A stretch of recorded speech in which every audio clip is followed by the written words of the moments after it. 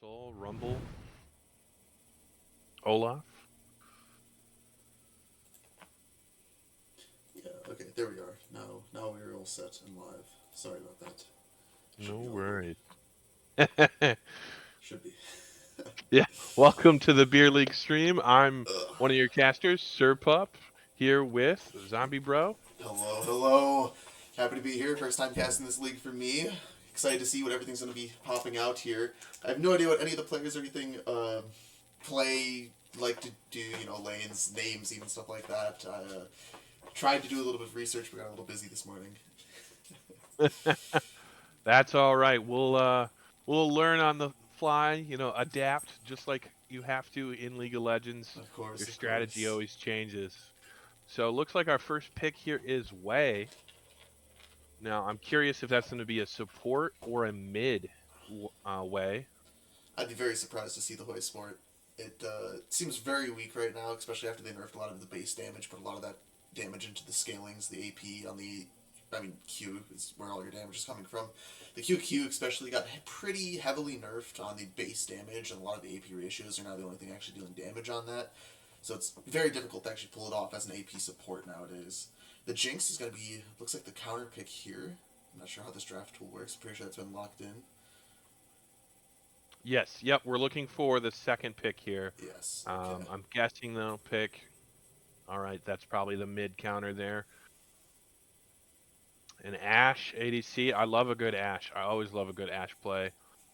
Just her ability to Ash Melio slow. gets locked in instantly. That's kind of crazy that you're just locking in Emilio without any CC on the enemy team right away. Obviously, you have Jinx traps, but that's kind of a baller pick, honestly. I don't know if they're going to go the Echoes of Helia Melio build, because that is extremely strong. Melio, for some reason, is the only enchanter in the game whose passive procs Echoes of Helia stacks. And so it's pretty much the only enchanter in the game that can actually use it effectively. So that's something I'm heavily looking forward to. The Blitzcrank, classic counter pick to any enchanters, makes total sense to get that locked in. Sorry, continue. No, oh, absolutely. I love it. As a support man, I just learned something about Melio. Yeah, yeah. I mean, you gotta rush Echoes of Helia nowadays. I have to assume it's a bug. It actually blows my mind that Melio's the only enchanter in the game who's passive. Like, Pix doesn't work with it. What other enchanters are there? Yumi. Uh, blah, blah, blah, blah. Let's see. I mean, what other enchanters even are there? Who plays enchanters? Jaina. Nami E doesn't work on Oh, that, which is super weird because Nami E works with like everything else, and so that God. doesn't work with Echoes of Helia. As a Nami player, that's frustrating to hear. It is. It is very annoying. It's very weird. It's such a weird interaction. Echoes of Helia is so good when you're sitting in that cozy campfire from Melio. And we are missing a ban here from WOP simply because they are fielding a illegal roster. One of their subs was not registered, and so they are missing a second round ban for all 3 games. Oh.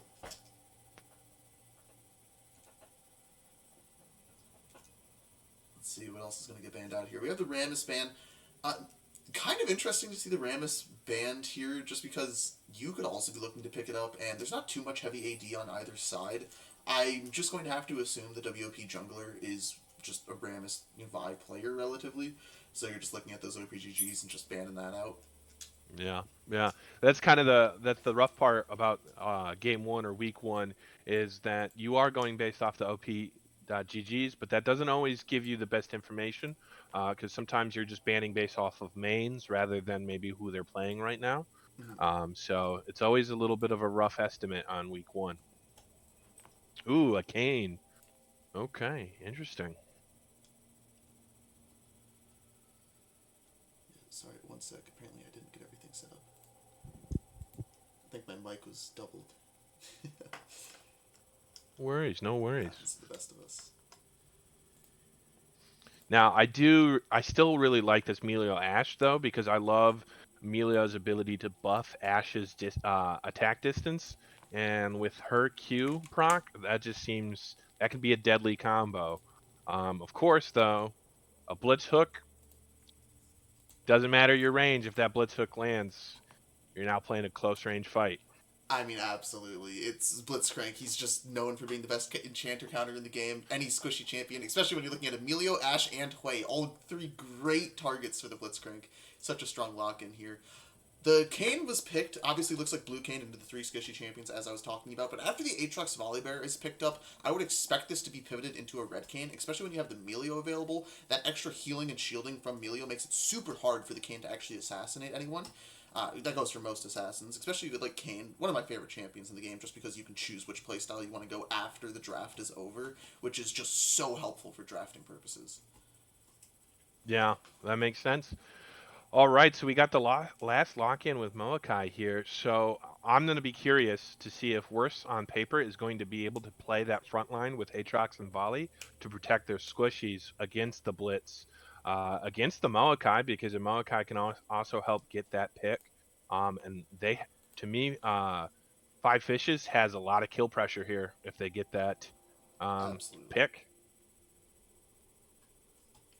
Yeah, I mean, there is just so much pick potential from the red side here, and blue side is just playing standard bruiser, just face check every single bush. We're gonna try to just steamroll you every single time, which can be very difficult into the Jinx Victor, because you're trying to walk into two champions that have extremely long range, have really good poke available to them. You need to get bush priority set up for both sides here, because you need vision for your Blitzcrank to get picks, and you need vision if you're blue team, so the Blitzcrank doesn't pick your team off while you're just walking at them, right? Absolutely. It's going to be a game of vision control, and I'm going to be excited to see how these teams are going to do that. Shall I Yeah, turn in my badge absolutely. and rifle as It's well? kind of pivotal here that the Volibear gets extremely tanky, because you need to be able to tank one of these Blitzcrank hooks. Be able to just sit in front of that Jinx and Victor for at least 5 to 10 seconds, honestly, letting your Ash and Hui deal as much damage as possible during that time. The Aatrox here pick to me just seems really out of place. I don't see a lot of Aatrox blind picks top lane just because there's so many strong counters like Aurelia, Fiora always are available. I'm just going to assume that the red team top laner just doesn't play anything like that, doesn't, play super aggressive picks. But, blind picking Aatrox, from my experience, has always just been super scary to do. Yeah, I also think that Atrax can be such a gamble. He's such a either win or lose condition. He Mm-hmm. he has to steamroll, or his middle game where he's not really that strong just doesn't Yeah. feel like he's contributing. Yeah, if you can't reach your three items, especially if you're going lethality build, if you can't reach those three items successfully, it just becomes so hard to actually get back into the game at that point. So we have a comment here from Trevor who says, I feel like this game is a lot of volley early, getting successful ganks. If they don't have the lead early mid, PP outscales them hard. I think that's a fair assessment. I think the volley bear is going to have to do a lot to get his team engaged and ready to go. Yeah, I can definitely see that. I do think it's a little bit difficult for the Volibear to actually get successful ganks off on the Victor. The Victor's definitely going to have to overextend to make something like that happen. I think the biggest weak point here is going to be that top side. Just the fact that you're locking in Maokai into the Aatrox kind of shows me that you're not too confident playing this matchup into the Aatrox, and I just feel like that's a great exploit here that you can kind of focus on as the Volibear. You obviously have the ability to gank the bot lane. Melio Ash has a lot of rundown potential, but there's no strong CC there available until at least level 6 for the Ash especially, and you're fighting into Blitzcrank, so if you get anywhere near that tower, there's a risk of them instantly turning the fight on you. Absolutely. Yeah, and one other thing, talking about the scaling aspect of it, is both sides actually scale extremely well. Because Victor is extremely strong scaling, obviously, but Melio Ash is, I mean, just Melio with any strong ADC is a super strong, super scaling combination. Obviously, it's not like a Jinx, which is you're getting a reset and you're winning over a fight. But Ash has strong pick potential that can be comboed amazingly with Volibear and Hui, because Hui loves hitting CC targets with that QW, just doing so much damage, the execute damage. And, I mean, Hui Ash are both great scaling champions. And obviously, I mean, Aatrox was picked a million times during MSI for a reason. That lethality build is so strong, and he's just such a strong champion later in the game, too. You definitely can't count these guys out if it gets to like 30, 40 minutes. Yeah, that's a fair point. I think either way, this is going to be a fun competitive game. I'm excited to see what Always the hope. the yeah, that's true. I'm excited to see what the execution will be, right? Of course, we can sit here, we can plan, we can theorize, but I want to see what's going to be the actual execution and how well do these teams play together. Obviously, yeah. I mean, it takes so much effort to work into a 5v5 competitive setting. It's just a completely different style from solo queue. I was actually having this conversation earlier today. There's just so much different stuff that happens. Being able to have that map awareness, being told by your teammates, not having to stare at your minimap constantly, especially having a jungler, being able to track the enemy jungler, being in voice comms during that, saying he's at a gank timer right now, you have 15 seconds, you need to play safe, and then you'll be fine to just push up again, stuff like that, changes the game exponentially. Absolutely. Well, and not to mention, with playing in a five man, if you have that pre-established synergy, there can be a little bit better communication in the sense that, like, oh, I know that my jungler is going to look for these opportunities here. I can subconsciously better set my jungler up for that. Well, if this is your first time playing with a jungler, you're like, I don't really know their playstyle. I don't know what they try to achieve to help us win the game, and so I might have to adjust, or my adjustment will be a little rusty or slow. So Absolutely. it's going to be an interesting scene here. So right now in the chat, please, our viewers, please vote for who do you think is going to be our winner for game one. Let's just see. I mean, who do you think it's going to be, first off? I don't know if we've covered this yet. What are Oh, your that's thoughts?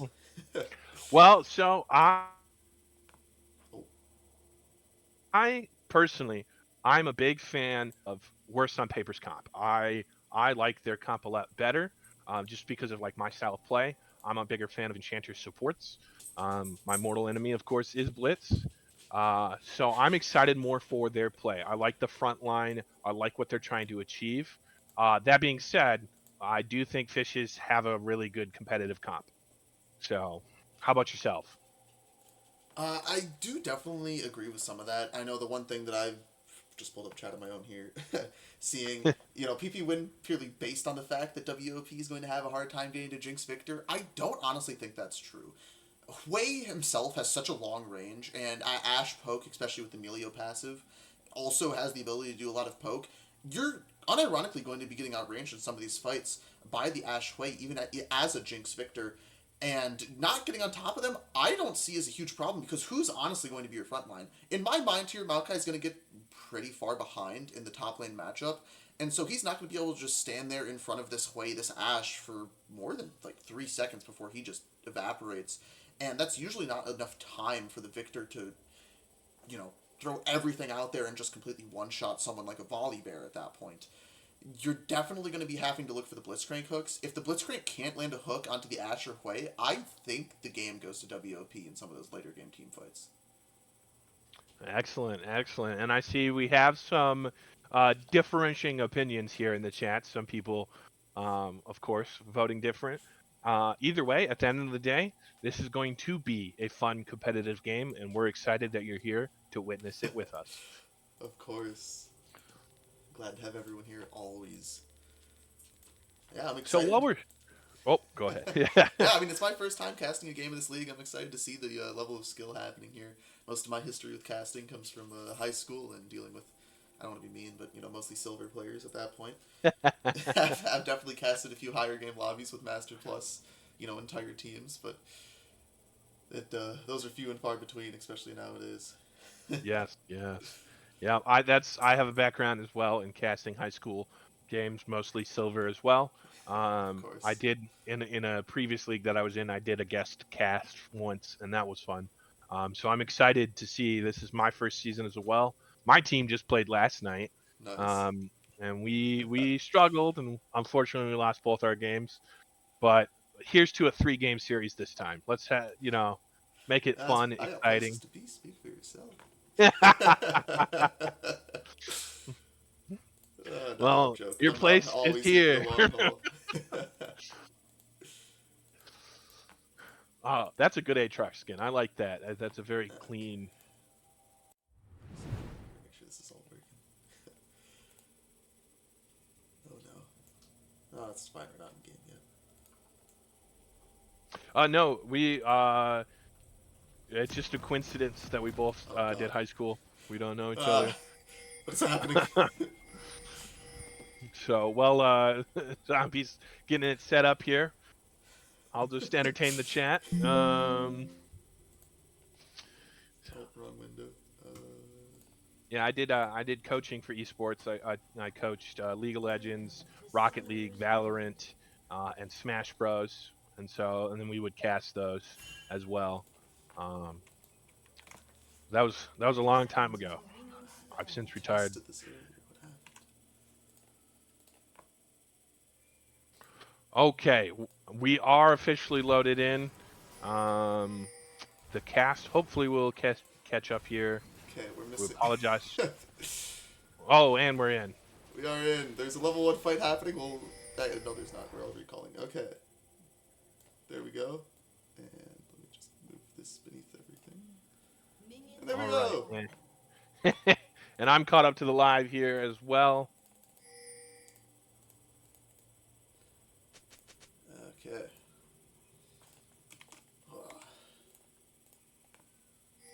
There we go. We should be all good now. Sorry about the interruption.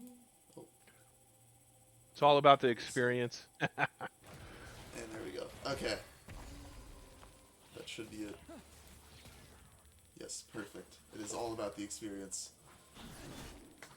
Perfect. There we go. All right. Let's get started. So, both junglers starting on the top side here. Might be seeing a level 3 fight happening around the bot lane scuttle.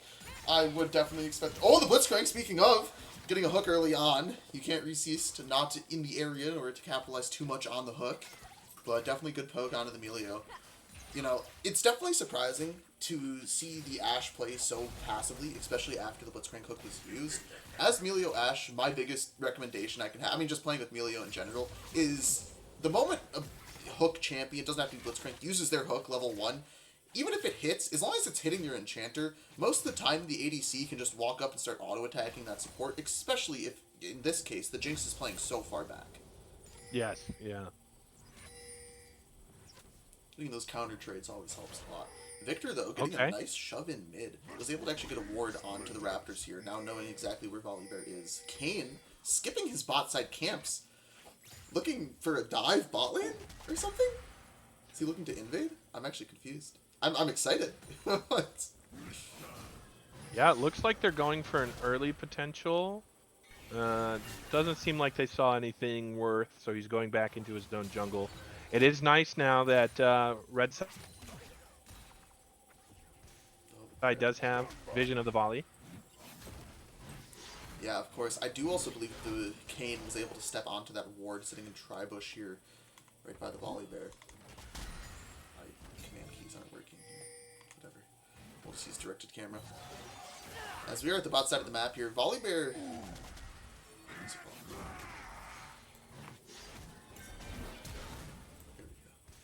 Okay, it looks like Volley tried to peek in on the blue side here into blue, oh my goodness, excuse me, into our blue ward. Ooh, he might be trying to contest Kane's blue. Yeah, he is at Kane. He is on top of Kane right now. He was able to smite the blue away. No, it is still there. That is his blue. Yes, yep, and did not see who was able to get that Krugs. It would have been Kane, because otherwise he would have 12 CS if he didn't. Perfect. So Kane was able to just minimize damage here from the invade of the Volibear. Surprising that neither jungler is opting for the full clear here, really choosing to brawl early. And the Ashe Milio does have the bot lane priority now thanks to that brawling, able to secure the bot lane Scuttle Crab. And Volibear looks like he wants to keep going into the enemy jungle here though. You can't resist as a lone bot lane. This is the power of Ashe. You hit one auto attack and you're able to just continually onslaught them. And there's that movement speed bonus and range bonus from the Melio. Good poke Absolutely. on the Jinx. Yeah, I mean, that's the power of Aatrox into any form of tank there. He feels like a good trade, and then he blows his load, and then all of a sudden, your HP bar is now his. And you're just sitting here wondering what happened. And the flash auto with the passive, it is absolutely disgusting here from Marv in the top lane. Very nice Qs, hit all the crits. The flash from the counter there, I don't know when SGT of Mithril used their flash in the top lane, but it was used at one point, just makes it a really free kill for Marv. And that's first blood.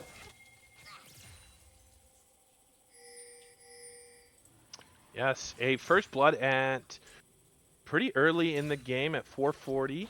So, well, actually, I take that back. Not too early. I've seen faster first bloods, but definitely exciting to see this game starting to get going.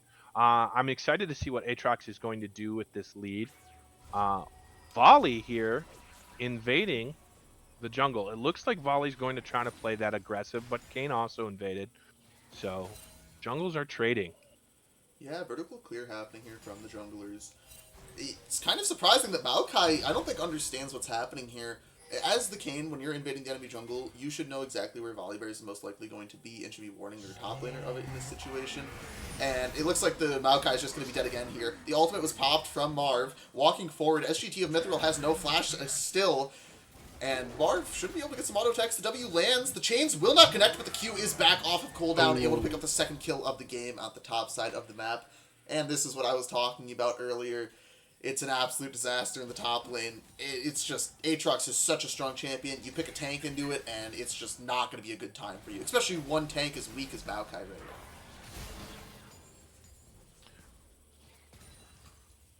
Perfect. So we're seeing a lot of action right now in the top lane. We saw a little bit of action here in the bot lane. What's your takeaway right now with how with our mid laners right here? Maybe a little calm for now, but what are you thinking here? I mean, mid lane's never going to be a point of impact when you have double mage mid. Both of the mages are just looking to try and scale up. They both want to be big team fight players right now. The relatively even CS is, exactly what you're expecting here. You're always just trying to focus on CS in the mid lane, especially as a mage. And so, obviously if both sides are mages, there's just not going to be too much action happening naturally. As once again in the top lane, SGT of Mithril might die here. If the chains connect, yes, the Q3 comes through. Auto attacks happening. Conquer has been fully stacked. Marv should have his QE back off cooldown shortly. Cody was tiny in the vicinity, flashing forward for the stun, and it's a free kill again in the top lane. Cody was tiny picking this one up.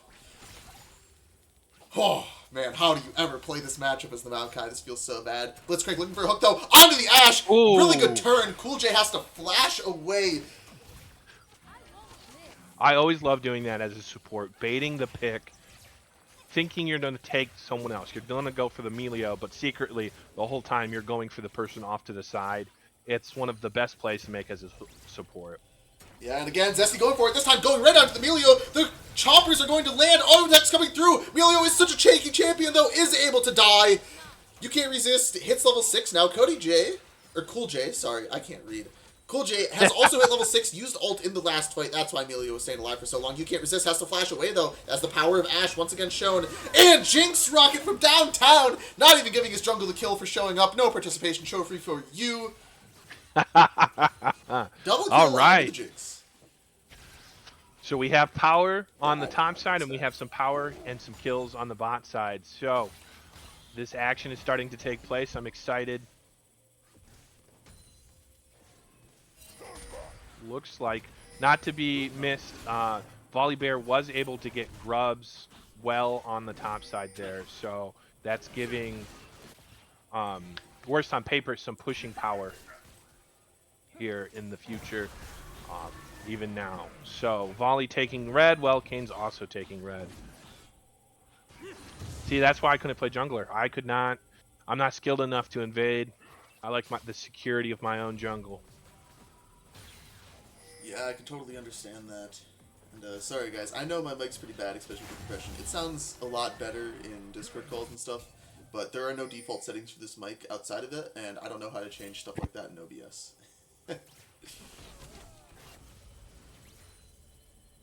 Oh, is Blitz going to get a Ooh, hook here? Oh, and a flash. It's going to be ultimates happening here from both of the mid laners. Cody was tiny, is in the vicinity. Vermilion has the flash available, is going to be flashing out of the storm, but he should still be dead. Yeah, the ultimate from Volibear. The stomp onto the mid laner. Going to pick up another kill. That was a close fight, though. Victor almost got away with the kill there on Wei as well. Yeah, honestly, very surprising that Wei didn't die at the end of that fight. Victor's ultimate does so much damage. I don't know if he changed his ultimate over to Volibear towards the end of that fight, or if he just didn't have enough items in his pocket, if he didn't get a recall off soon enough, and just wasn't able to blow up the Wei. So right now, Worst on Paper is sitting with about a 1.5 gold lead. So I know some of our predictions in the chat was that Worst on Paper needed to get a gold lead by 25 minutes. They needed to have at least a 5K gold lead. And right now, it's really looking like they're making that progress. Of course, a 1.5 gold lead is still closable. You can easily, PP can easily close that lead and even take that lead. But it will be interesting to see how the next couple minutes are going to play out. Yeah, I think one thing that you're really looking at here is the next dragon fight happening in approximately a minute. Kane, sitting on the bot side of the map, does not have form here yet. Definitely, positioning like he wants to try and contest Dragon, but it becomes super difficult if this Aatrox moves anywhere away from top lane. The Jinx is pretty fed though, doesn't quite have the IE purchase, but still sitting on two strong AD components. And the Ash Arrow was there, stunning the Jinx, preventing her from damaging the tower too much. But that is going to be a crucial ultimate down for a minute or two here. Yeah, I mean, that's your main pick ultimate you're going to be looking for to try to get onto this Jinx. It's a really great follow-up, especially if the Volibear has ult also available. You're going to be able to jump right past any front line from the red side. And IE has been picked up by Jinx here. That is a huge purchase, 11 minutes in. And still has, I mean, it's just the brown sacks of the, I don't want to say that word, but, there's some, you don't have the best boots in the game right now, but you still are able to pick up some basic movement speed for yourself, which can help a lot trying to walk away from Volibear or Ashe. Okay, we're seeing some action around this dragon right now. Oh, never mind. Here they are. They're coming in. Trying to contest this, walking in.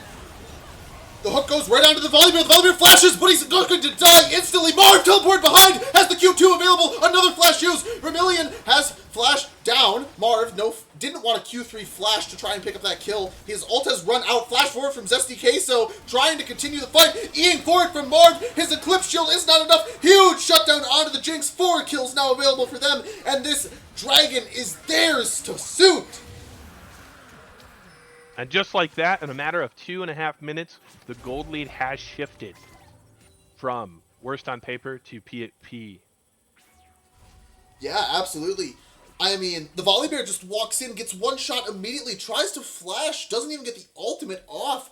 It's an absolute disaster. Like, this is what I was talking about. There is not too much frontline on either side, but I'm just so surprised that Jinx was able to free auto for that entire fight. The Volibear ult and Ashe ult, I believe, were up for the start of that fight.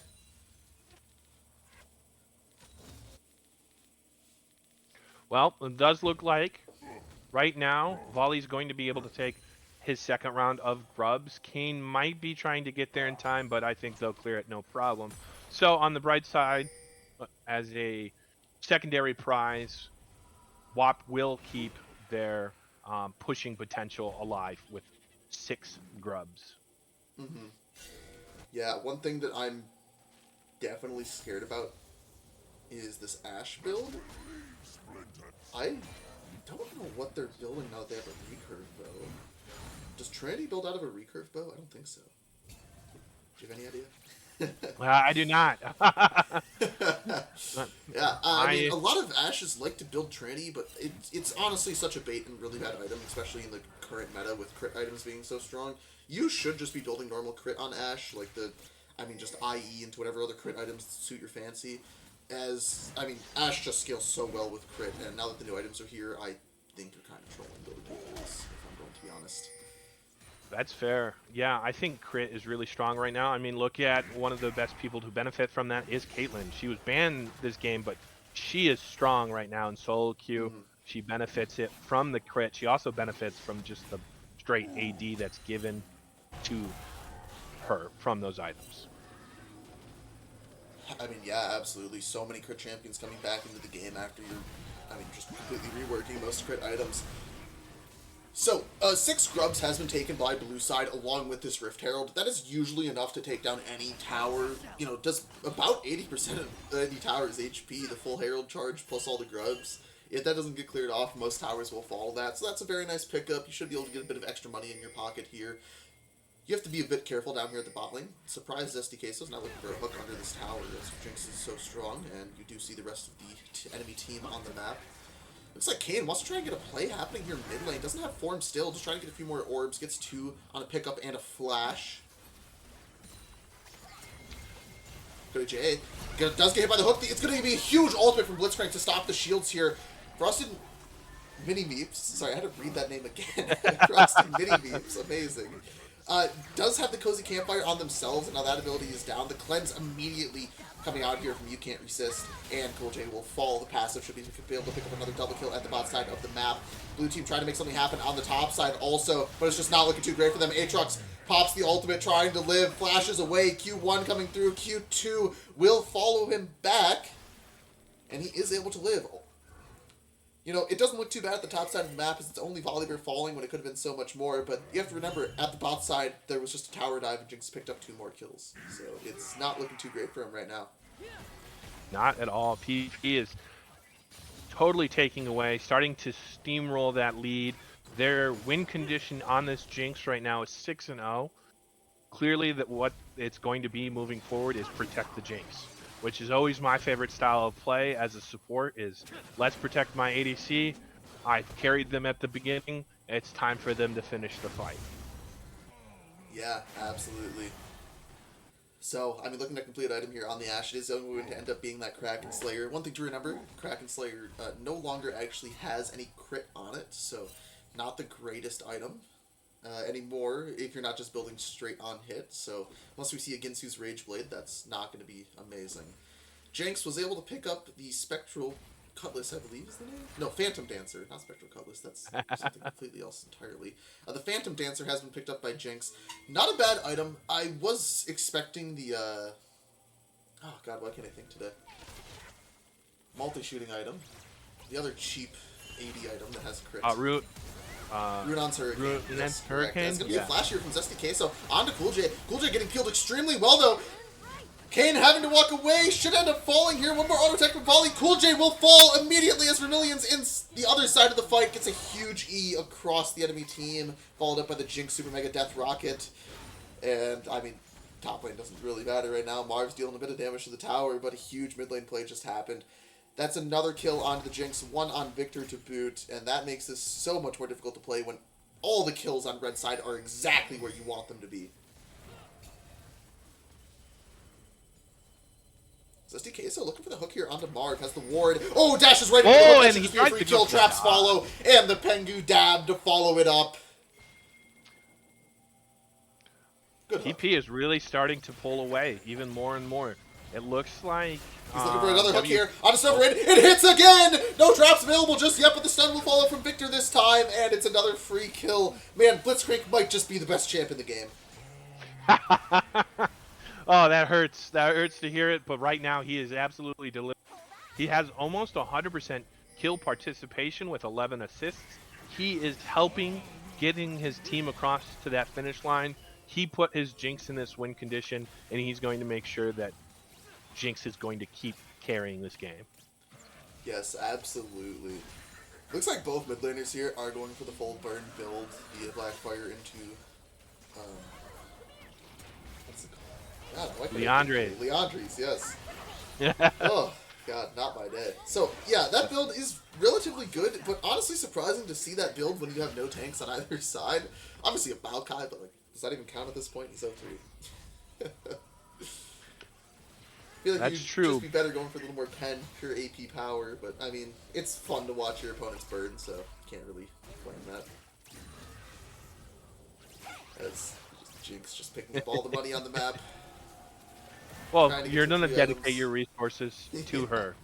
Absolutely. I mean, absolutely. So, what do you think WOP has to do to get back into this game?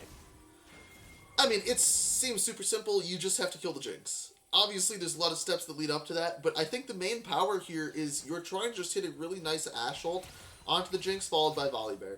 Obviously, the cleanse is available, but cleanses being on a 3-minute cooldown can definitely, you know, help trying to just... Oh, the sidestep right back into the hook. Another kill for the Jinx. Very nice hook placement from Zesty Queso, and the traps from You Can't Resist, able to pick up the kill. But yeah, I mean, it just comes down to using Ashe ult in order to get the cleanse out, and then once that cleanses out, you're looking for, at around probably a dragon fight, sacking the dragon, sacking the Baron to get that shutdown onto one of your carry members. Preferably the Hui in this situation. Definitely needs to start getting online, getting a few more kills. Absolutely. So looking at the gold lead right now, it is important to note that Jinx has 4K more gold than Ashe, right? Of course, that's going to be contributed to those kills, 8 kills, the CS difference, almost 58 CS difference. So the Jinx is getting the money and is using that money well. Ooh, the flash happening Ooh, here from Frosted Mini Meeps. I don't think it was necessary, but when the Blitzcrank hook's flying at you, you gotta do what you gotta do. As it's gonna be the get a Enchanted little. Crystal Arrow onto Zesty so 0 follow-up available though. So, just another waste of a Crystal Arrow, not what you're looking for. Yeah, so far I really don't think Ashe has used that arrow in an effective way where it's getting them anything. It just seems like it's a last-ditch effort rather than a planned coordinated attack. Absolutely. As it looks like Red Team is positioning more towards this Baron. With the Fed Jinx, obviously you have a lot of damage onto it, and if Aatrox does die here, it should be a free start. I'm surprised they're not clearing all the vision around it. I don't know if they just don't have... Oh, wait, they don't have any sweepers, so no, the Blitzcrank does still have normal ward. So, that'll do it. That's true. Still, And it some takes nice a lot of damage from Victor. Yeah, Victor's definitely a strong champion, you know, when you're 5-1-3, 2 items deep. Yeah, well, he has about a, looking at it, a 1.5k gold lead over his opponent Wei. So that CS that Wei has, that CS lead has kept him a little bit closer. But and it looks like Volley's probably gonna Oh, he fall. flashes at the end trying to escape. That's not great. That flash is a great tool to try to get on top of this Jinx, and that being off cooldown sucks. That is not a good feeling when you like you flash and you're ignited and you die. It's like you just wasted that defensive tool or that aggressive tool in Volley's case. Absolutely. And it looks like PP is going to just take the Baron here. Why not? Their only contested party is the Aatrox.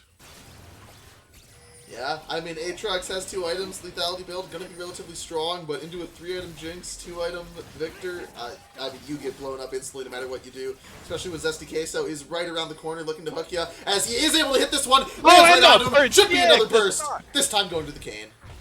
Oh my goodness, what a beautiful predict.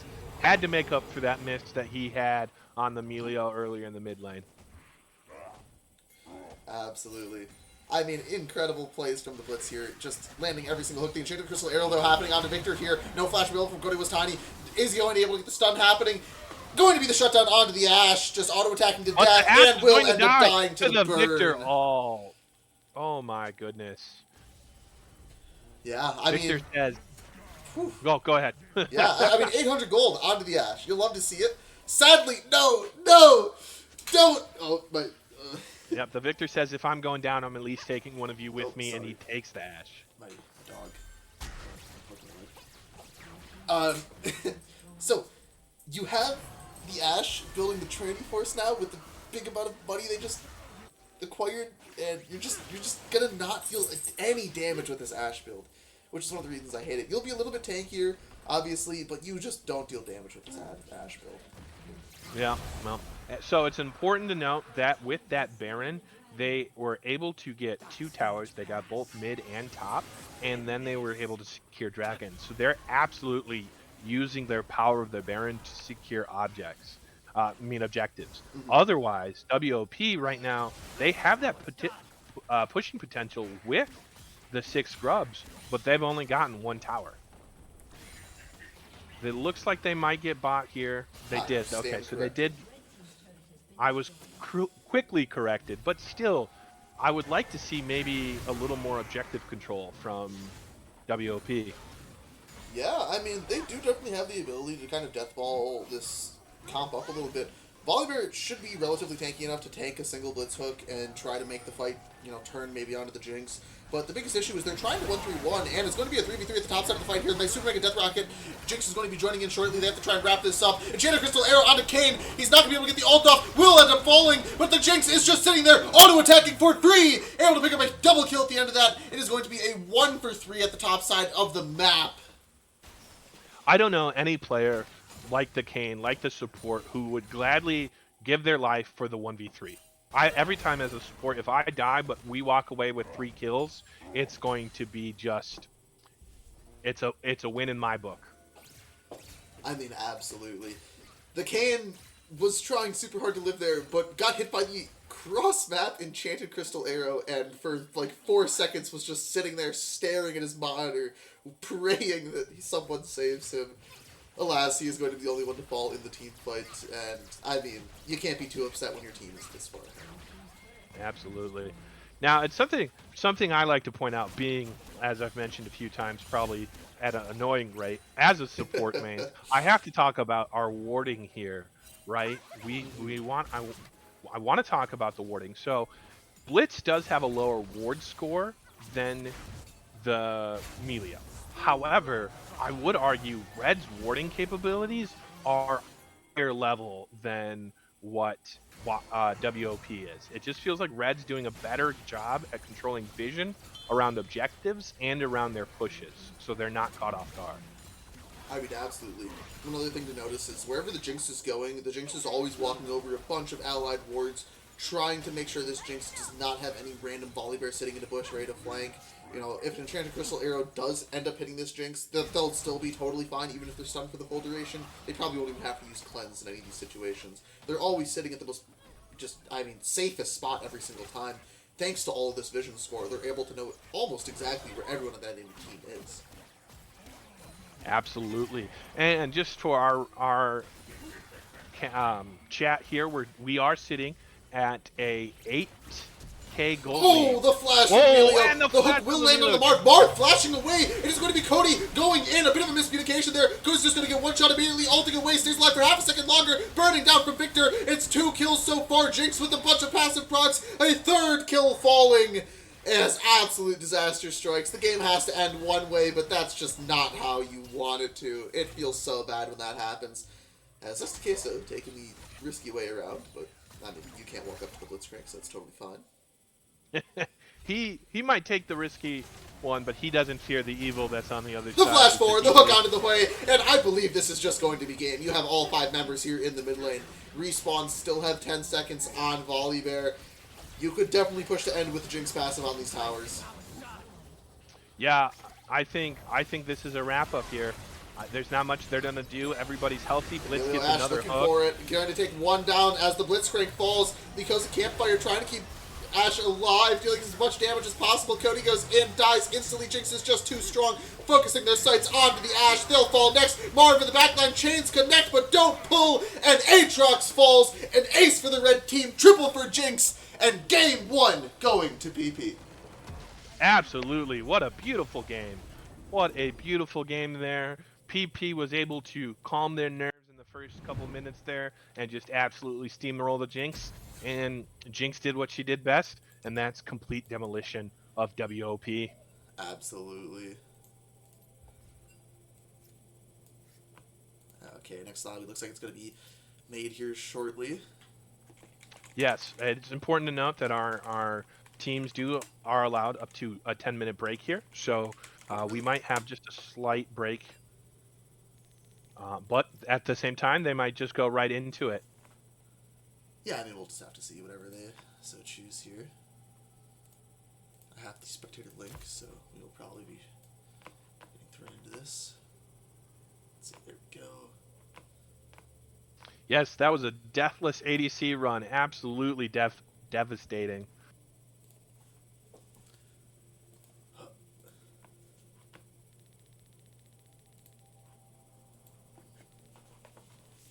Oh, man. I mean, the Jinx just got so far ahead early. You get a double kill on Jinx early game, and you're just able to play so safe. The Blitzcrank also, I mean, MVP of that game if I got to vote. Hitting way too many hooks for it to be even considered anything but a war crime, if I'll be honest. Absolutely. To me, I would agree. The Blitz is definitely the unsung hero there. Once again, as a support main, often the truth, the support getting that ADC, those kills. I think what what we need to see here is a Blitz ban. I don't think you allow the Blitz to go back through.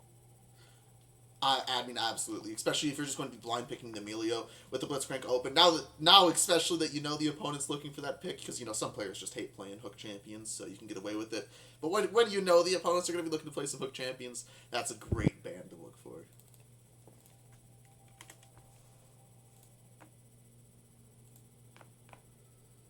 Okay, All right, excuse me there.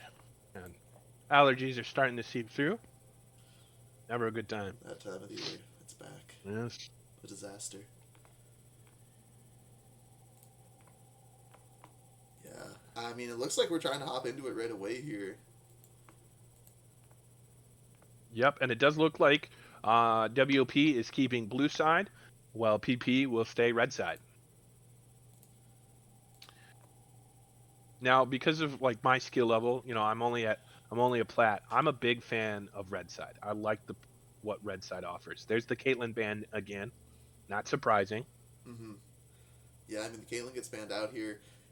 You know, Caitlyn, as we were talking about, is one of the strongest ADCs in the game right now. Just does so much damage with a headshot. You can absolutely one-shot people late game with that. You're also looking at a few, like, other champions you kind of want to get banned out in the ADC role. Like, for example, the Jinx we just saw. If you're going to be banning Caitlyn, you should also be banning the Jinx. Because if you're leaving that open, they will just be picking it again. There's... I refuse to believe you'd be looking at a Jinx in that situation, and you wouldn't after the game you just played.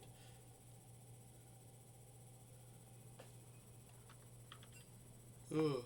But yeah, it looks like okay. So I'm assuming Rumble and Olaf are just like one-trick champions on the enemy because they've been banned twice in a row now. These champs aren't too strong in the current meta. You don't see them too often, so they just have to be insane comfort picks for WOP, from what I can tell. Absolutely. I'm guessing, there is something to be said about, comfort champions. Maybe they're not strong, but because they know how to play them, they're able to maximize even on their weaknesses. Mm-hmm. And I do agree, it should be a shirt. Maybe that's what I should be known as, Surpup, the support man, or something.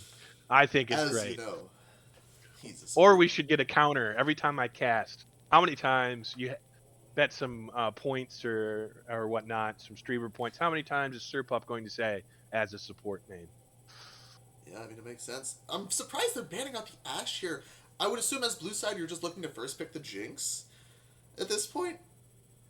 Yep, Yeah, and there it okay, is. that makes sense. There we go. Right on through. The Ash ban seems interesting, especially after, you know, Jinx has just shown that you're able to kind of run over an Ash. Uh, the Corki, this champion is super strong right now, speaking of. I've heard amazing things for this champion. I don't think I've ever seen it win a game in any of my solo queue matches, but I've heard it's super strong, so it has to be really good.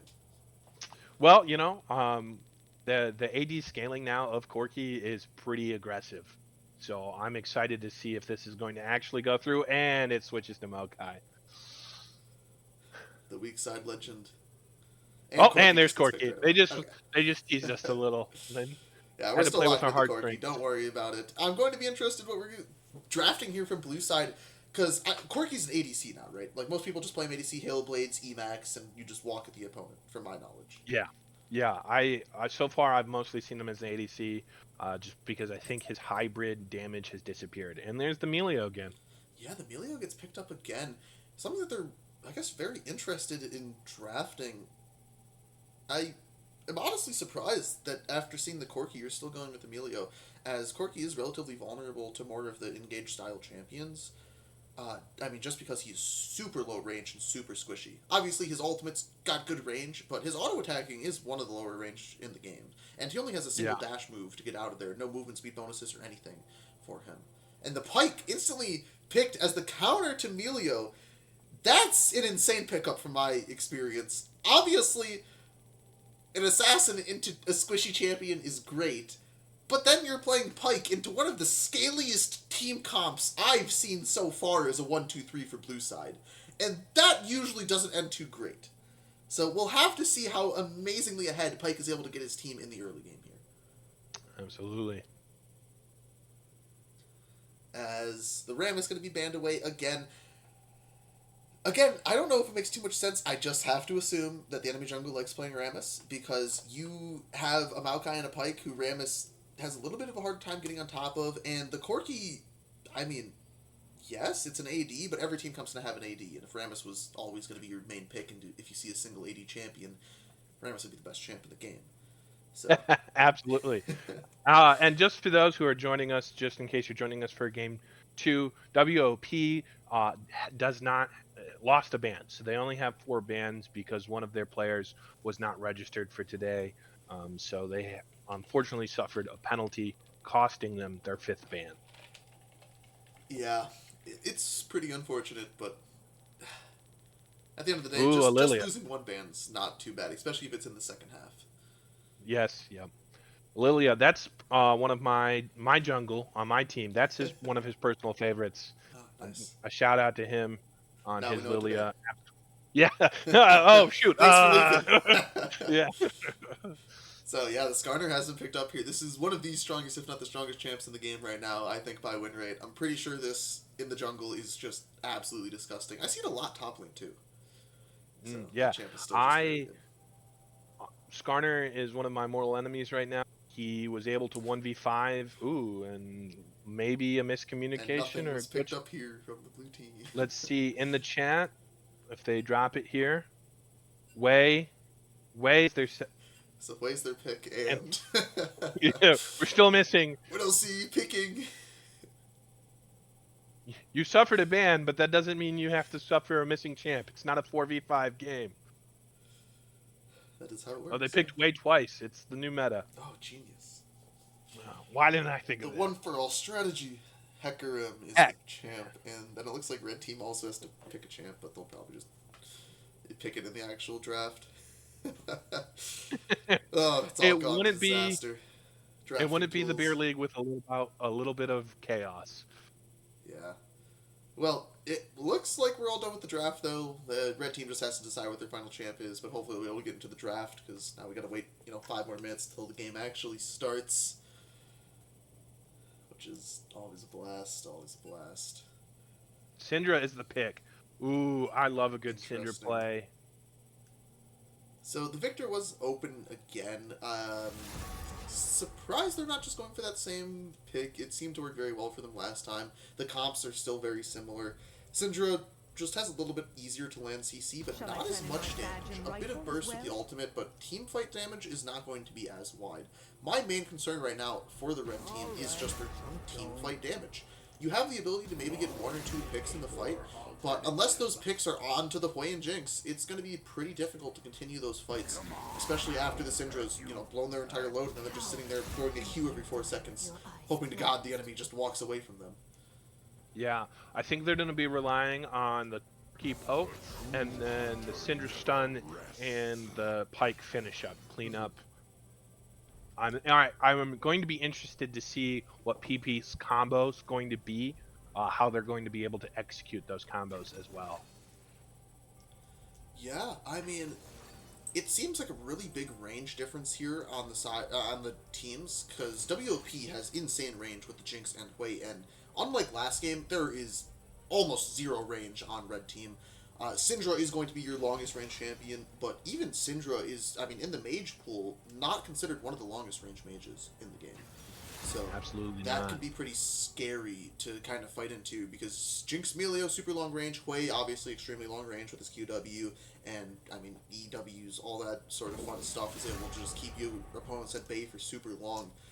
And the Jax here is who I'm going to be keeping my eyes on, because he said, if I can't carry on the Aatrox, we got to carry on a different champ even harder, and just locked in the Jax. He really wants to win this game, and really wants to be able to abuse this Maokai. Absolutely. They need to take it to game 3 so they can walk out with the 2 games, and if they can take it to game 3 and win game 3, they still get the 3 points here. However, if PP is able to put it away through game 2, that's it for tonight. Absolutely. And that's definitely the scariest part about it, because you never want to get 2-0. I'm sorry for your loss last night, but it always just feels so bad, especially if both the games are like the one we just watched. If you just go out into the field, you play in a league, and you just get slapped around for an hour and a half, that's not a great experience. We're always trying to make sure that all the players in the leagues are able to kind of want to look forward to showing up to play in their games.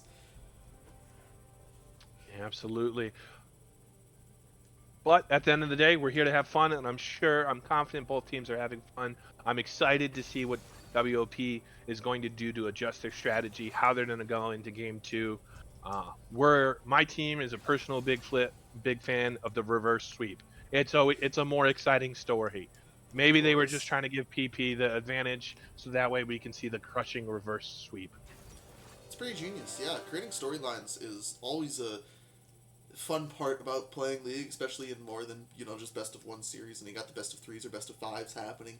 And in a seasons like this, it's always fun when you have more of the 3 game series. You're able to see more of the action-packed close fights, and hopefully it's not just going to be a repeat of last game. As I don't know if I can state that enough. I hope it's not just Jinx runs away with the game, or I guess in this case Corki for PP just runs away with the game again.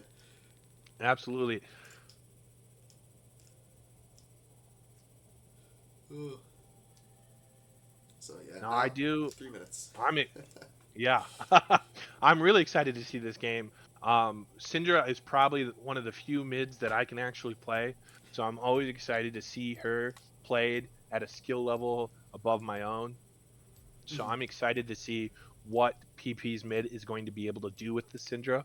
Of course, I'm also excited to see what Cool J is going to be able to do with the Jinx. You took this away from the other ADC. Now you got to prove that you took this because you're also skilled at this. That it wasn't just a steal, and now we're like, okay, we weakened them.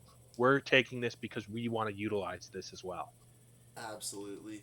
It's something that you're always like in the back of your mind. There's a lot of pressure on Cool J right now because if you also get stomped on this side of the matchup when you're playing Jinx instead of the enemy playing Jinx, it just feels so bad to just be like, yeah, I can't blame champs at this point.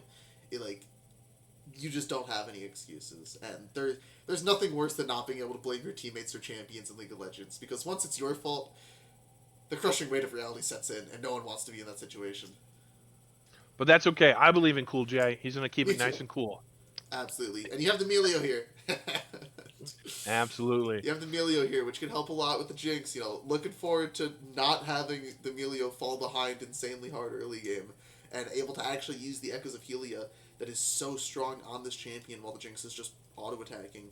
The biggest worry I have is Jinx not being covered by the team. If the Hecarim does go more of the assassin style build, obviously they'll be able to 1v9 a little bit better, but the Jinx just has no front line in the situation. If that is the case, it's super easy for the Syndra to just hit a random stun from behind a bush. Skarner drives over the wall, Maokai ultimate following up, and then Jinx is out of the fight, and what else are you going to do? Yeah, absolutely. To me, WOP is going to have to control vision so that way they're at least in the know when Skarner's coming. Yeah, If absolutely. they get surprised, I think that's going to be the decider. They have to control vision. They have to also communicate because I'm sure we're going to see some Pike roaming. Yeah, So, I mean, it makes sense. Pike gets a lot of mobility just because of his W, and Pike's always a very interesting champion. Just because a lot of the time, especially in late game team fights, you just kind of become an ult bot because of how squishy you are, because you just can't build HP, and you just don't get any defensive stats because of that. But at the same time, if you get ahead on Pike, you just become another champion. You're no longer just a support. You're kind of just start to feel like more of a mid lane assassin champion, which can be scary. absolutely. And, personally, as a support main, I love when I'm able to contribute to that level where I feel more than just a support, where I'm at that next level where I'm the threat. Yeah, yeah, that is the support fantasy right there. Not just being an enchanter player, because who would ever want to play enchanter champions? Yes, Yeah. please ignore my Morgana, Jaina, and Nami mastery points. Um, hey, Absolutely. Oni, I there was that one time I got that triple kill as Jaina, so I don't want to hear it.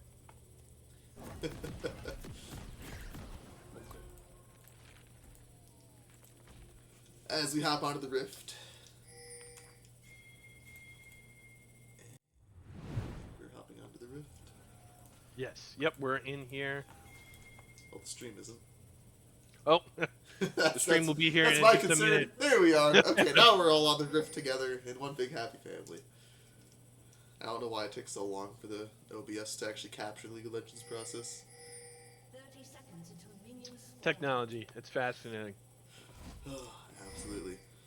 As there is no hook champion on the side of blue team, so it looks like they were just trying to 5-point in case red side decided to invade again. But, I mean, nothing happened, so we're all just sitting here now. Sit around the campfire and sing a campfire song. F is for friends who do things together. U is for you and Minions have spawned. Absolutely. Yeah, that All right. Melio gaming. Okay. Let me make. I forgot that WOP they don't line up in Yeah. order. I have to adjust my scoreboard here very quick. For some reason, they decide to have fun with it. You know, they gotta Yeah. keep it Yeah. interesting. I respect that. Absolutely. Ooh, Syndra with the first strike. First strike. I don't know when this got changed, but I was playing it the other day. Now you get 15 gold for actually proccing it, and then as a ranged champion, I think you only get 35% of the gold, or like the damage you deal is gold now, which is such a weird change to first strike, but it makes sense because it allows you to get a lot more gold from lane phase, and no longer makes it only available for champions that have high burst. Yeah. And Pike already showing his pressure by trying to zone them off. They're definitely nervous, right? If he's able to deliver what he could do, if Zesty can do what he did as Pike on Blitz, it's going to be another game walking away for the ADC. Absolutely. You know, that last game is always going to be in the back of your mind. It's this guy knows how to throw a hook. We need to be careful. Sit behind the minions. We don't want to screw this one up again. We don't want to make our top laner AFK because we just got double killed at level 3 again. Absolutely. However, it's a new game.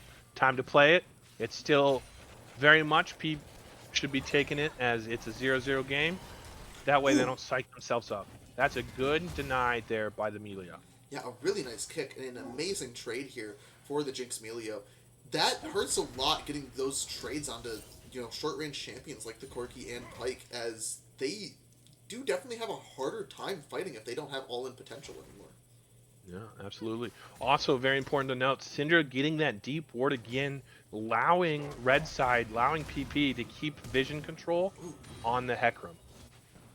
Maokai Flash at the top side, flashing away from the Counter-Strike stun. Obviously, it's going to keep you a lot healthier in this lane, but having your flash down, as was shown last time when he was playing Aatrox, is just so disastrous. It allows him, next time he hops on, you don't have your Q up, to guaranteed hit that Counter-Strike.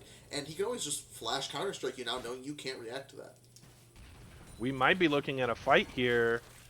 As it's going to be driving happening here from Skarner, the flash forward onto the Jinx, hook backwards, Jinx now trying to flash away, ignited, going to be burning down, and the the shield heal keeps him alive, Cody was tiny now in the backline, has the Q, starting to stack it up, you can't resist, is trying to walk away, is able to successfully, the Pike hook back, he steals the first blood, but it's still an amazing play for Red Side again, as, I mean, Cody was trying so hard to make the play happen, but you can't resist, still had the W, still had the flash, and you can't follow that up with only a ghost, especially when Pike hooks you away from him.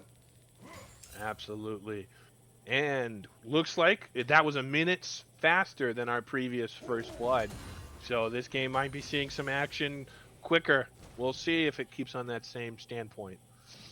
So it does look like Heck is going to get the double scuttle, so that will at least be a nice consolation prize. Snow Crab is fake. Not a real, not a real jungle camp. Yeah, I Nice mean, in the poke mid there lane by this time the- is actually my biggest surprise, as obviously both mid laners still have TP, but Syndra is absolutely bullying this way and is still up CS, which is not something you see often, because a lot of the time when you're focusing your abilities on the enemy champion, you're missing a couple of CS because of that. When you're able to still CS above your opponent while poking them out like this, it's a great day for you. Absolutely. And speaking of CS, Jinx is down. Over 10 CS. You know, it's going to be 10 CS and Corki gets back to lane, which is kind of surprising because the lane didn't seem to be going that bad for them. It might just be missed CS, it might just be too many waves shoved under tower, but that's not what you want to see. Corki already having that serrated Dirk is extremely scary. I think I have to credit it to their timidness because of the Pike potential, right? They played back, which is fair. You need to play safe, but they've almost played too cautiously, costing themselves CS. Yeah, and now that you have those brown bags on the Jinx, you can dodge a few more skill shots easier, but with no Ghost or Flash available for you, you really can't get surprised by this Pike at any moment. And once again, we see another deep ward by Red, by PP on the Heck. Right now, to me, in both games, PP has done a great job at tracking WP's jungler. We haven't really seen it as much in the reverse. Yeah, it's kind of surprising. I will say that both junglers are going for the more, I guess, full clear style pathing, so you should be able to relatively track where both junglers are going to be because they're mirroring each other. You can just say, "Where am I?" Enemy jungler is going to be there. You know. Yes, on the top side here, Marv, doesn't get rude under the tower by the Maokai ultimate, which is huge. If Maokai pressed that ultimate ability 1 nanosecond sooner, that could have been a solo kill. Does look like, while that was happening, Syndra gets some good damage on Heck, pushing him off from trying to invade or steal this dragon. So red side is going to take, PP is going to take our first dragon here. Yeah, Quake trying to steal it, but unable to. As now we see Hecarim starting this. Red side knows this, and so the entirety of red team is going to be walking up towards the top side. Goaty hits level 6 off of that grub, which does help him live. But you have all 5 members of red team up here. The stun hits onto both. Vermilion has the ult available. Not going to get any more follow-up, though. That's okay. They moved. They knew that they could do this. They moved as a team. They're not really concerned about the gold they're going to give to Jinx. They're like, yeah, go ahead. Let us take CS. We have more potential. We have more threat up here. I mean, you should see, yeah, I was about to say either the mid laner or top laner teleporting to bot side here. It is going to end up being that top laner. Just because it looks like they want to continue the fight here. As Cody does have the ult available, not going to keep following up with the Pike though. The drive is huge! It's going to hit a 3-man stun, but he's going to just fall right away afterwards. No! Picks up the kill on Emilio first. Vermilion going to try and chase this down. Pike in the vicinity, no ultimate available. Has enough movement speed with the E in order to walk out of the fight. But an insanely close play happening from, I mean, all fronts here, as Hui and Hecarim lived with less than 100 HP, I think, both at certain points, and Emilio almost ended up living, but the Skarner was able to take them down in time. Yes, absolutely. If they're going to get the 1-1, they did. They also, important to know, PP got 2 of those grubs there, so there's a good chance if they get the next 3, they're going to keep that advantage. Also, looking at that map, look at that vision they had around the grubs. That is a total of 6 wards. 1 ward just expired. That's beautiful. As a support main, I love seeing other people ward. Absolutely. It's just something of pure bliss, in all honesty, seeing that many wards at the top side of the map when you're fighting for an objective. And at the same time, you sent all 5 people to grubs, and Jinx didn't get a single plate, which feels so bad for WOP. Yeah, absolutely. Yeah, I think it should become an emote. As a support man, it should be an emote. I submit it for clearing whatever it needs to be. I submit my emote for approval. I am a support main. Hear my call. Skarner walking down to the bot side of the map here. Zesticaso still does not have the ultimate available. Might be heading off of this cannon XP. The flash will pop from Melio here, and no more follow-up will happen. Yeah, it looks like Skarner going to be trying to get, I guess, collapsed on? He doesn't have drive to get over the wall? No, he's actually trying to drive away down! He is able to get more towards his team. His ultimate down. The hook will be connecting stun follow-up. Ult from Hecarim, able to keep himself alive. They are able to I don't know how they have enough damage to kill the Skarner. Hecarim just lives, untouched apparently. Yeah. Just not enough damage. I guess Corki wasn't in the vicinity. I'm so surprised Hecarim was able to live there. And it's a huge play for WSC now. Because Hecarim has 2 kills, he's going to be able to get a lot more damage down, which allows him to become another threat outside of just this Jinx or just this way. Yeah, absolutely. That's a good point. It's also important to note that they tried to chain CC with the Pike stun with the Jax ultimate. Not the Jax ultimate, I apologize. The Skarner Skarner ultimate.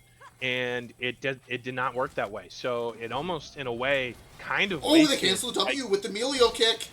Going to continue this fight. Oh. TP coming through here. Cody was tiny, trying to get onto the pike. The pike Oh, E and the going pull for on the the stun. pike. Just in case, so W able to keep alive. Cody flashing away from the stun. Frosted Mini Meeps has the ultimate available to keep himself from getting CC'd. Is going to end up falling here to the ultimate from Syndra. Cool J gets hooked in, dodging one rocket, staying alive. Getting a TP, everyone on the bot side of the map. Flash work from Vermilion, gets the stun and the and Scorch! the Syndra Something, play. something picks up the kill. Oh my god. It looks like the Scorch and the Luden's companion was able to get that. Yeah, I mean, And first it might have been strike. first Yes, strike, I that's a think, good because point. Luden's is instant damage, I believe, when the ability Fire hits. 6 seconds, yeah. To the target and near my enemies, meaning deals 50%. Yeah, so I think it was first I'm strike guessing damage. it's first strikes, but that Luden's definitely helps elevate that damage as well. Yeah. I'm surprised Silverade's not trying to actually, I mean, just kill there. If you hit one of your CCs, you might have enough damage to one-shot the Syndra, and Syndra can't really one-shot you in return without the ultimate available, which you should know they just used bot, as is going to be the Skarner driving in, but the kick away is able to keep Helio safe. All right, so we have two objectives coming up. Well, Grubs is up. Dragon just came up. That's a Mountain Drake there. Yeah, and oh my and god, the nice damage from the CC, that Syndra might be- here. ooh. No ultimate available just yet, can't pick up the kill. If that W landed, first strike might have actually secured that again, but at the end of the day, Well, that let's is see. just way out of the fight. Yeah, and not to mention, Syndra does have her bonuses of her Q, so she's got that second charge. It also has a quicker cooldown, so if that W hits, even if it didn't kill, it slows, allowing her to follow up with that Q. So I think that was a guaranteed kill. Yeah, no vision over the wall, though. It was completely blind, as the Corki's going to be firing some big ones.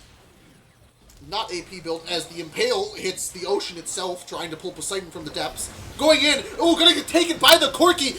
Double stun from the Pike! Ultimate available here! Should be a kill onto the Hecarim first. Marv staying alive at the backside of the fight. Pike ult's going to miss! Pike keeping alive, hooking his teammates away, as W dude stays alive with the W shield! And Cool J ends up living not enough orbs from the Syndra available. The Q from Zesty Queso, unable to connect thanks to the movement speed from the Inferno map. Cool J now proxies.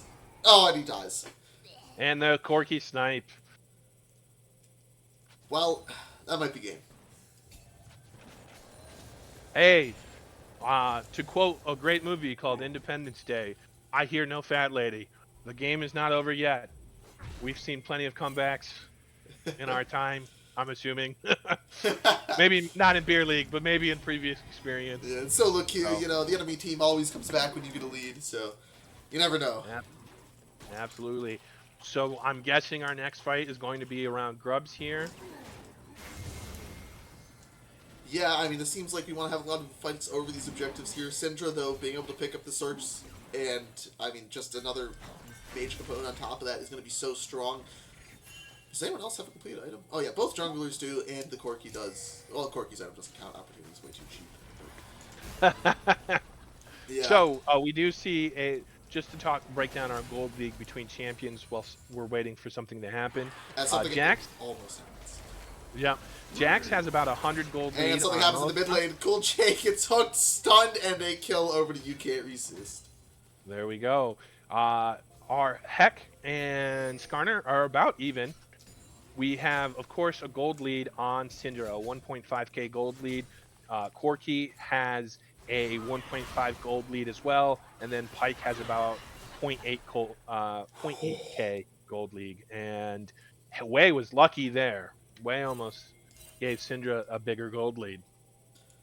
Yeah, I mean, living just barely. The first strike must have run out when the ultimate was landing, all the balls are flying, but able to stay alive, which is just something you should be happy about. You know, the small victories at this point in the game are all you can really count. Absolutely. So, no one got that second round of Grubs, so it's important to note that PP has 2 stacks, while WOP only has 1 stack. Not too much of a difference. You're not getting too strong of a lead with that, but it's still something to take note of. Yeah, I mean, it makes total sense when you're trying to make the mid play happen. You're just taking that kill on the Jinx over those grubs, basically. And that just kind of can spiral out, but at this point in the game, it's not really a big deal that you're not getting an extra grub spawn. And Stover here goes... taking a lot of damage here. One more Q from Vermilion should be able to kill this. No, it doesn't! He's alive with, like, negative HP! He's walking in! The flash Q misses! Auto attack kills! The Hui ult wasn't able to connect. Vermilion gonna try to walk away, though, feared from the Hecarim. Pyke in the vicinity. Eclipse proc able to secure that kill. Hecarim should be able to continue this fight. The Skarner's going to be driving in. Hecarim walking away, proccing the Ghost now after all of this. Zesticaso has the ultimate available, but the shielding from Emilio is so strong. Cozy Campfire. Zesticaso in W trying to stay alive. The Emilio healing is so amazing. The shield won't save you from Pyke ult, though, as it will be a kill for Pyke, which means a kill for Skarner gold-wise. Yeah, and while all that goes down, Jinx almost dies to Corki in the mid lane. Almost gets comboed very quickly, causing her to fall back. So, fantastic. Yeah, that was 550 gold going to the Heck there from shutting down a Syndra. So that's a little bit of gold. That's some nice gold back to the Heck. Yeah, I mean, the Hecarim has all 3 of your team's kills, so you are really hoping he's going to put on kind of a show today for you if you want to win this game. Hui doesn't do too much damage. As you can see, the Maokai has built full armor, which means Hui does no damage to him. Able to just walk away out of the fight. Yeah. Speaking of damage, or speaking of... Oh, let's see what happens here. Credit to Maokai. He adjusted his plan and is definitely contributing more to the team this time by not dying as much. Not dying at all, right? That is a big contribution. Our team's personal strat is our top laner goes 0-10. It means we're going to win. He feeds so we can shut them down and get extra gold. It's the perfect strat. It's honestly genius, when you're on a champion, just locking in Scion every game, giving your opponents bounties, then your Jinx walks up top, ults with the Super Mega Death Rocket, and bam! Now your team has a lead, and it's free. As the Emilio's get up here, and just gets one shot. The Pyke ult won't be able to pick up that kill, though, but Corki does, so the gold is still where it needs to be. And yeah, I mean, yeah. Emilio's still not even at an item yet, neither is Jinx, neither is Hui. Wow. Blue team is so far behind. This feels super bad to play right now.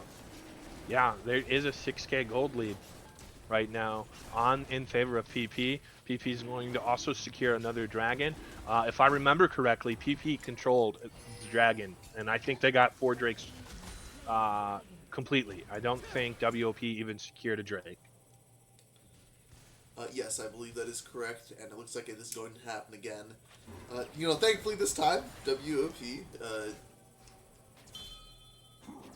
they got a Hecarim with a bunch of kills, and I believe. That is some nice bot synergy, you're right. You could almost say there's an echo in the game because of the synergy and the copying.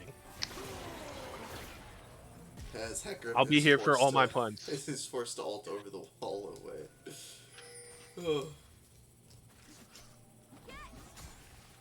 Yeah. I'll never take back my puns.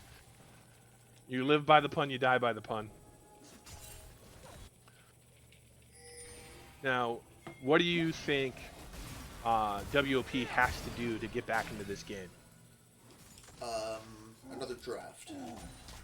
At this point, that might be the only solution. It is way too difficult to hop back into the game when you have so many tanks able to protect this Corki, and Corki just being such a strong champion right now. It seems very unlikely that the fights are going to turn.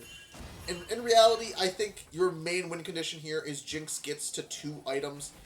You have the Rune-Ons, and the entire enemy team balls up, and you're able to one-shot them with Amelia. And that's the only thing I can ever dream of happening, the only way I can see a comeback, as we have Marv here hopping in. Flash available, Counter-Strike used on the 3 melee minions, and Vermilion will be able to walk away. Yeah, absolutely. Well, of course, we don't want to jinx it, but I do think PP is going to probably just slowly carry this game to the finish. I mean, I'm fine with jinxing it. I'd like a little more interesting of a game here. There was a lot of really interesting fights early game, and there were really close fights. This game really could have gone either way off some of those early skirmishes. But at this point in the game, after you lost so many of those early skirmishes that I'm talking about, it just becomes so difficult to actually make a play happen. But we are going to try to make a play happen. As Stover has the ultimate here sitting on the Skarner. It's going to be Heckram getting one shot by the Corki. That is absolutely crazy. And now you have Way dealing negative damage to this Skarner. Jax in the back line. Cool J trying to auto as much as he can. Ultimate from Frosted Mini-Mapes is going to try and keep him alive, but will end up falling after using his flash also. Skarner is driving, taking him farther away from the tower. Extra resistances from the ultimate from Jax will flash away to safety. Keeps himself alive. Only 2 members dying here on the side of WOP. Could have been a worse outcome. And at the same time, you could have had a lot better outcomes also, as your tier 2 top tower will be falling. And it looks like they're positioning for Baron. They just, to me, right now, WOP doesn't have a way to Corki the damage that's coming off of their PP's ADC. that was a little bad. Yeah. Just doing it just there for you, Jello. So, God. What do you even talk about after that, man? Am I allowed to just leave? Like, yeah, I think you got this. so. I think it's best. Thank God I was distracted. That's fair. That's fair. You know. Yeah, I mean, at this point, just tell me about yourself. You know, I've heard you're a support main. What are you main in support? So Leona actually is my most played champion. So I have to hold that thought here, as there's going to be a massacre happening in the enemy jungle. As blue team going to have the Melio fall. Cody was tiny, proccing the phase rush, trying to get away. Skarner drive could be off cooldown here, and they won't be able to continue. Way though, going to be getting collapsed on. You see the pings happening here. Pipe going to hit the stun. No flash available. Flash stun from Vermilion, and the ultimate will pick up a double kill gold-wise. I think that's the first Pike ult we've seen land. The first 2. Yeah, you'll love to see it. You know, spreading the gold around, spreading the wealth. It's great. You really need a lot of money on this team trying to come back into the game. As Flash going to have to be used here, as the Pike hook would have connected otherwise. SDKso is BMing a little bit toxic and flashing forward, securing the kill for You Can't Resist. Oh. Now, once again, this bot lane is the carry. This bot lane is going to be the threat moving forward. Other teams, I think, moving forward, is going to have to pay attention to how do we beat this duo. SDKso might be in trouble here. No E away. It's going to be the shutdown for Heckram. Skarner is super tanky on the backline. Melio ulting preemptively to try to get some healing anti-CC. And Skarner will... he doesn't heal. Still alive. Kicked away. Heckram able to live at the backside of the fight. You Can't Resist. Also weak. Looking to get some of those rockets hitting. Marv trying to walk away. Has some leaps available. Should be able to just ward hop away if necessary. But it is going to be a 1-for-1. No, 1-for-2, I believe, at the end of the fight. Yeah, there was some potential. Jax was on top of the Corki, but just wasn't able to finish the job to get the kill. That would have been some nice shutdown gold. Also, a good way to remove a threat. So, but unfortunately, was not able to capitalize on that. I mean, somehow it looks like blue team is starting the dragon.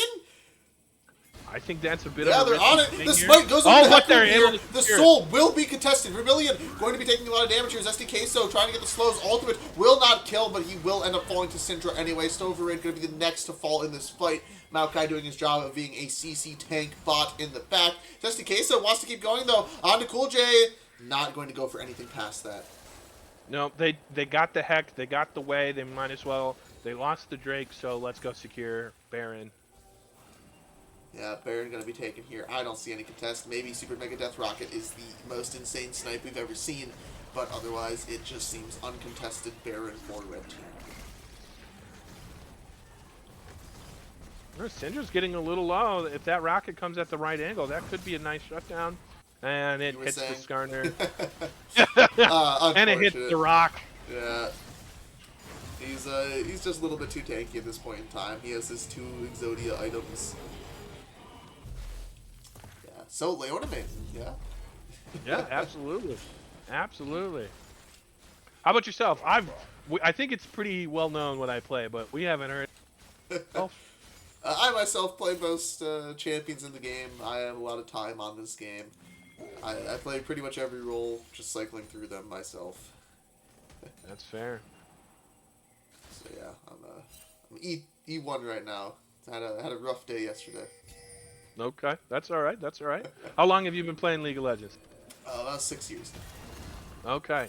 I am not proud to say I've been playing the first champion that ever came out when I started to play was Ari. That was the Ah, very first champion. I've been playing that a long. long In time. fact, my cat is named Ari. Very nice. Very nice. Yep, yep. This game has taken a lot of my life, unfortunately. I absolutely agree with that. Oh Oh, my and Pike god! steals a red. Oh. Just let them FF. Put them out of their misery. Oh my god, he steals the red buff. Giving it to his whole team. An absolute disaster. You love it. As a support man, you love taking objectives away. Yeah. Blue team's turret Good. has been Yeah. So I think PP is just going to eventually close the game here, probably within at most the next 10 minutes, if that If even they goes take that 10 long. minutes to close this game out, blue team has a shot to win.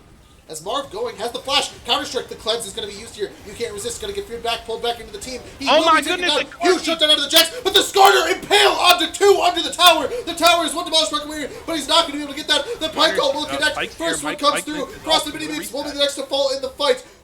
Coding was tiny is a little bit weak, but the Jinx is full HP on this side of the fight. Melio is down, so a lot of your enchanting power is not available. The hook will And- land. So Raid will still and get the stunned. Syndra Gonna hit the stun, Q. and- W will be able to secure the kill. As now, Mithril going a little bit deep under tower, but he is so tanky with 2 items. One more tower shot should do it. That's a Jinx reset. See if they can get anything done with this. As Oh, tickling no, all Skarner, three. giving him a little bit of a back rub.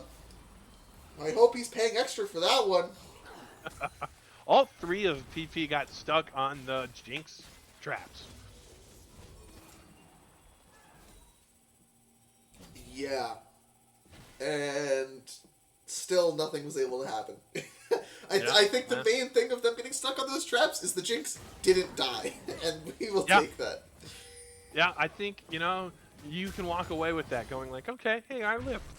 Yeah. I didn't get a kill, but I didn't die, and that, that's a win in itself. I mean, we'll take it. Jinx, I hope, is building towards an LDR or something, because you need to be able to hit through this Maokai, hit through this Skarner. You're not really going to be hitting the opponent's backline too much. And maybe, honestly, if Jinx can make it to LDR, you have the Melio combo. You have Melio on that Ardent Sensor. I believe the game is not over until the Fat Lady sings. This Absolutely. could go all the way. Unless they just get wiped at this dragon here and all just perish and their Nexus explodes. But if that doesn't happen... That's true. The game's never over until that Nexus is gone. So far, I see 2 Nexuses still standing. Absolutely agree. You have Jax at the top side of the map, has TP available. Maokai doesn't have TP, so you could definitely see a play trying to happen here. The moment Marv sees this Maokai, he should be backing away and looking for the TP play. Yes, he will be backing away, but it becomes more difficult to TP if Mithril knows exactly where you are. There's not really any amazing TP wards, so you should just be TPing to mid right now. Unless you're recalling for an item, but we need to try to make a play happen here. Syndra, a little bit exposed on the backside of this fight. They are able to spot her out, missing the stun. Here comes The Jack. will not land. The stun against the wall doesn't land from Skarner here. They're going to be looking to try to continue this fight. They are onto the enemy backline. The Pike and the Corki. The Corki gets feared back in. The Corki's going to get one-shot again by Marv, who TP'd into Oh, the there fight. we go. That's exactly what WP needs. The Corki's out. Their damage is left to Syndra. And here we are, trying to go against the Counter-Strike, unable to secure it. It is going to be taken by the Jax, though. Melio next to fall in the fight. The Jinx is autoing. Get out of rocket form. You're in melee range, Jinx. Deal damage. Flashing over the wall. Trying to pick up this kill onto the Skarner. The Super Mega Death Rocket is able to secure it. On the other side of the fight, the Pike and Syndra are still full HP. Cooking. The Pike gets the first ult kill. Looking for the second. There He's we looking go. for the third. The hook doesn't connect. Flash. Auto. One more auto should do it. Cool J walking away gets slowed. The stun. Ult and Quadra kill There for we the go. Pike. Fantastic. What a beautiful quadra kill there. I really thought that was WP's chance, but the Syndra, the Moakai, the Pike, they didn't lose hope when that Corki died, and they were able to clean up the fight and obviously get the ace and push into the base here.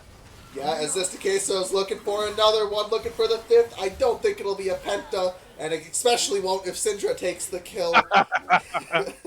You gotta earn it. You gotta earn it. You You gotta earn it. absolutely gotta. As it looks like they won't be able to end the game. Respawn's happening in 2 seconds. You don't want to risk a throw. As I was talking about, the game isn't completely over, but after that fight, it's not looking great. At least Red Team doesn't have Infernal Soul, though.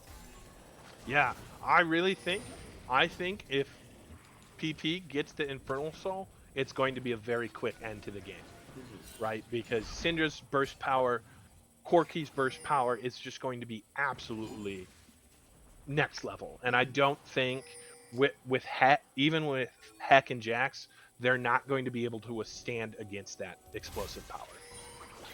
I absolutely agree. As Marv getting hooked here, is SDK not able to secure anything else? Just a little bit of a scare tactic, I guess you could say, making it so they have complete control over this jungle here. As once again, now that no champions are there, you can see the amount of wards on the minimap just absolutely covering all vicinities. It's not even going to be a contested fight. You have to play at the bot side of the map. Jax can't walk in.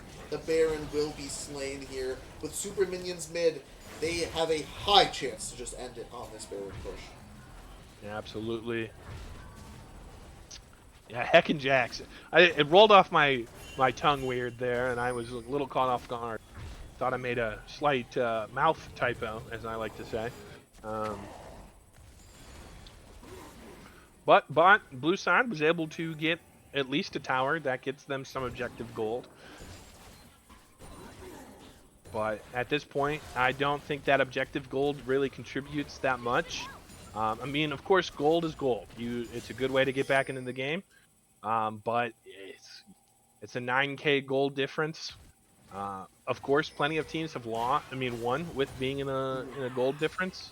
But where the gold is what's. I mean, I will say on that, the Jinx just got the LDR. So you have, like, this is what I'm talking about. With the Melio, sadly, Melio is probably super close to the Ardent Sensor. They're only about 120 gold away from the Ardent Sensor. If they have that Ardent Sensor before the last team fight of the game, there is a possibility that Jinx can carry this. Yeah, I will Unless be Jinx gets caught out here, the fight going in, the hook isn't going to connect. The stun follow-up, trying to body block it here. The Melio ult keeps him alive for a little bit longer. The Pike ult will secure it. No, it's actually the Corki ultos, and that will probably be game. As, I mean, Hui is trying to deal damage to this demon, but is completely unsuccessful in the fact. Marv going in, taking a lot of damage here. Central ult will secure the kill with the execute at the bot side of this. The 1v1 top cat, baby. As Hecarim just can't defend this. That will be game. A very sad fight to end it on. Kind of sucks that that's how you go out. But it was well fought from WOP. At the end of the day, they were able to secure some great plays. They got 2 dragons back to back towards the end of the game. And you'll love to see it. Yeah, absolutely. I think what they saw that Jinx with that LDR. They knew what Melio was building, and they were like, "Meh, we're not going to give you a chance to capitalize on that build. We're going to go in. We're going to finish this game." And PP did exactly what they needed to do. They just knew that they just needed to decide when to finish, and they did. Absolutely. Yeah, I mean, looking at the damage charts here, sorry, I can't show this. All my stuff is just completely wrong trying to get this set up. But it was actually Syndra dealing the most damage in the game, which, I was kind of expecting the Corki with how fed he got, but a lot of the times in those fights he was just getting one shot, so it makes sense. And yeah, what are you gonna do about it? The Jinx, they tried to 3 items at the end of the game, but honestly, MVP of this entire series has to be Zesty Queso. On both the Blitz and the Pike, hitting way too many hooks for it to be legally allowed, and just completely curb stomping the entire game with them, able to just secure every single objective thanks to it. absolutely right. Zesty was able to give his ADC the capabilities to carry. He was able to set him up that, especially like as the Pike, he could leave and he knew that Corki would be fine. Absolutely the MVP of these 2 games, and as a support main, I absolutely love to see it. Yeah, absolutely amazing. Well, that will wrap it up here from this cast of the Beer League, WOP versus PP. PP taking it 2-0 in a nice quick series. And we will see you all next time for the next set of games. Have a good one, everyone. Thank you all for stopping by, and have a good night. It was an absolute pleasure. Thank you very much, Nabi Bro, for co-hosting it with us, Of course. and thank you very much to our chatters in the Twitch chat. Have a Thanks, great night, Chatterbox. everyone, and stay safe.